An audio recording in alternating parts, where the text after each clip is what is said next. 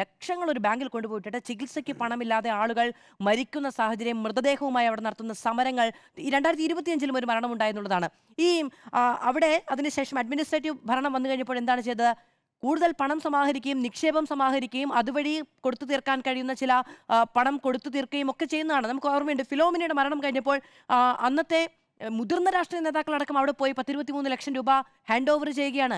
അങ്ങനെ അവസാനിപ്പിക്കാൻ കഴിയുന്ന കാര്യമായിരുന്നെങ്കിൽ മരണങ്ങൾ വരെ കാത്തിരിക്കേണ്ടതില്ലായിരുന്നു എന്നുള്ളതാണ്. പക്ഷേ ഇതെല്ലാം രാഷ്ട്രീയ പ്രേരിതമാണ് എന്നൊരു പ്രതിരോധം കൊണ്ടാണ് അതിനുശേഷം ഇലക്ഷൻ ജയമടക്കം ചൂണ്ടിക്കാണിച്ചുകൊണ്ട് ജനകീയ കോടതിയിലും ഞങ്ങൾ വിജയിച്ചിരിക്കുന്നു എന്ന പ്രഖ്യാപനവുമാണ് നടന്നു വന്നത്. ഇ ഡി കേസ് കൂടി ദുർബലമാണ് എങ്കിൽ കരിവന്നൂർ CPM ഒരു വലിയ പ്രതിസന്ധി ആയിരിക്കില്ല ഇനിമേലങ്ങോട്ട്. മാധു, നമ്മൾ അതാണ് ഇതിനകത്തെ ഈ രാജ്യത്തെ ഏറ്റവും വലിയ ഒരു ദുരന്തം എന്ന് പറയുന്നത്.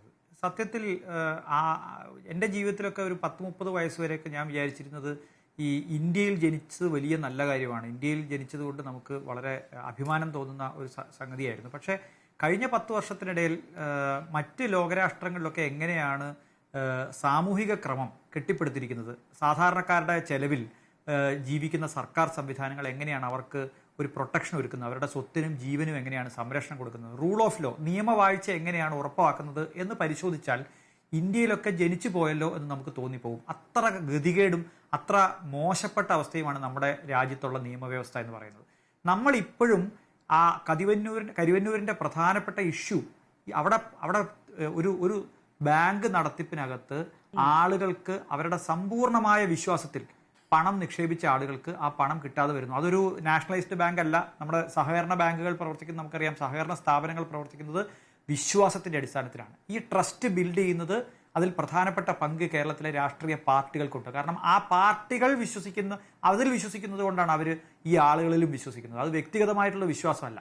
എ പോയി ബി വന്നാലും ഈ പണം അവിടെ ഉണ്ടാവും, അത് സുരക്ഷിതമായിരിക്കും എന്ന വിശ്വാസം നൽകുന്നത് പാർട്ടികളാണ്. ഈ പാർട്ടികളാണ് തെരഞ്ഞെടുപ്പിൽ പാനൽ വെച്ച് ആളുകളെ മത്സരിപ്പിച്ച് ജയിപ്പിക്കുന്നത്. അപ്പോൾ ആ പാർട്ടികൾക്ക് പ്രാഥമികമായിട്ടുള്ള ഉത്തരവാദിത്വം ഈ ട്രസ്റ്റ് കൊടുക്കുന്ന ആളുകൾക്കുണ്ട്. പക്ഷേ ദൗർഭാഗ്യമെന്ന് പറയട്ടെ, അവിടെ വലിയൊരു തട്ടിപ്പ് നടക്കുന്നു. അവിടെ പണം, നാട്ടുകാരുടെ പണം ഇല്ലാതാവുന്നു. ആളുകൾക്ക് മാധു പറഞ്ഞതുപോലെ സ്വന്തം ചികിത്സാ ആവശ്യങ്ങൾക്കോ അല്ലെങ്കിൽ മകളുടെ കല്യാണത്തിനോ അല്ലെങ്കിൽ അങ്ങനെ ഏറ്റവും അടിസ്ഥാനപരമായ ആവശ്യങ്ങൾക്ക് സ്വന്തം പണം എടുക്കാൻ കഴിയാതെ വരുന്നു.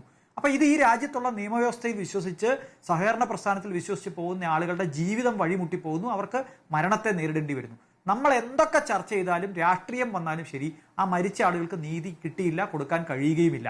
അത് നമ്മളുടെ പരാജയമാണ്. അത് രാഷ്ട്രീയ പാർട്ടികളുടെയും ഈ നീതി നിർവഹണ സംവിധാനത്തിന്റെയും പരാജയമാണ്.